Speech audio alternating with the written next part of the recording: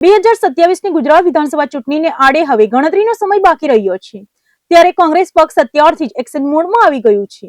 સુરતના ભટાર વિસ્તારમાં આવેલી કાપડિયાવાડી ખાતે કોંગ્રેસ નવનિર્માણ અભિયાન અંતર્ગત દક્ષિણ ગુજરાત કાર્યકર પરામર્શ સભાનું ભવ્ય આયોજન કરવામાં આવ્યું છે। ગુજરાતમાં સત્તાના સિંહાસન સુધી પહોંચવા માટે રાજકીય પક્ષોએ અત્યારથી જ પોતાની શતરંજની સોગઠાઓ ગોઠવવાની શરૂઆત કરી દીધી છે। 2027ની આગામી વિધાનસભા ચૂંટણીમાં વિજય પતાકા લહેરાવવાના મક્કમ ઈરાદા સાથે કોંગ્રેસ પક્ષ દ્વારા સંગઠનને મજબૂત કરવા માટે કમર કસવામાં આવી રહી છે, જેના ભાગરૂપે સુરતના ભટાર રોડ પર આવેલી કાપડિયાવાડી ખાતે એક મહત્વપૂર્ણ બેઠકનું આયોજન કરાયું છે। કોંગ્રેસ નવનિર્માણ અભિયાન હેઠળ યોજનારી આ દક્ષિણ ગુજરાત કાર્યકર પરામર્શ સભામાં પક્ષના રાષ્ટ્રીય અને રાજ્ય સ્તરના અનેક દિગ્ગજ નેતાઓ ખાસ હાજરી આપવાના છે, જેમાં ઓલ ઇન્ડિયા કોંગ્રેસ કમિટીના સિનિયર મેમ્બર ગૌરવ પંડ્યા, ગુજરાત પ્રદેશ કોંગ્રેસના કાર્યકારી પ્રમુખ ઇન્દ્રવિજયસિંહ ગોહિલ ખાસ ઉપસ્થિત રહીને દક્ષિણ ગુજરાતના કાર્યકરોમાં નવો જોશ પૂરશે। આ પરામર્શ સભામાં યુવા નેતૃત્વ પણ મંચ પરથી માર્ગદર્શન પૂરું પાડશે। ગુજરાત પ્રદેશ યુથ કોંગ્રેસના પૂર્વ અધ્યક્ષ હરપાલસિંહ ચુડાસમા તેમજ પ્રદેશ યુવા કોંગ્રેસના વર્તમાન પ્રમુખ પ્રવીણસિંહ વણોલ પણ આ બેઠકમાં ખાસ પધારવાના છે। દક્ષિણ ગુજરાતના તમામ જિલ્લાઓમાંથી મોટી સંખ્યામાં સક્રિય કાર્યકરો અને હોદ્દેદારો આ મંથન સભામાં ભાગ લેવા માટે સુરત પહોંચી રહ્યા છે। આ સભાનો મુખ્ય હેતુ 2027ની વિધાનસભા ચૂંટણીમાં કોંગ્રેસ પક્ષ કેવી રીતે ભવ્ય વિજય મેળવી શકે તે માટેની ચોક્કસ રણનીતિ અને રોડમેપ તૈયાર કરવાનો છે। પાયાના કાર્યકરો સાથે સીધો સંવાદ કરીને જનતાના પ્રશ્નોને વાચા આપવા તેમજ સંગઠનને બૂથ સ્તર સુધી સક્રિય કરવા માટે નેતાઓ દ્વારા ખાસ ગુરુ મંત્ર આપવામાં આવશે। કોંગ્રેસના રાષ્ટ્રીય નેતા રાહુલ ગાંધીનું વર્ષ 2027માં ગુજરાતની અંદર કોંગ્રેસની બહુમતી વાળી સરકાર બનાવવાનું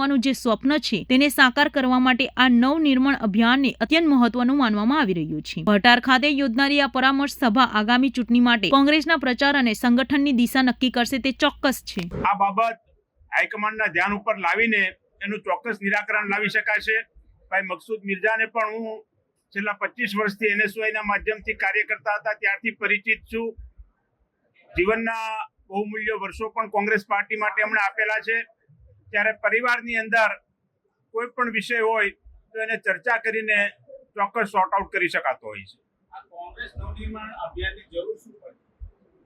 સમગ્ર ગુજરાત રાજ્યની અંદર ભારતીય જનતા પાર્ટીના શાસનમાં શહેરી વિકાસ મંત્રાલય આજે સૂતું હોય એ પ્રકારની પરિસ્થિતિ છે।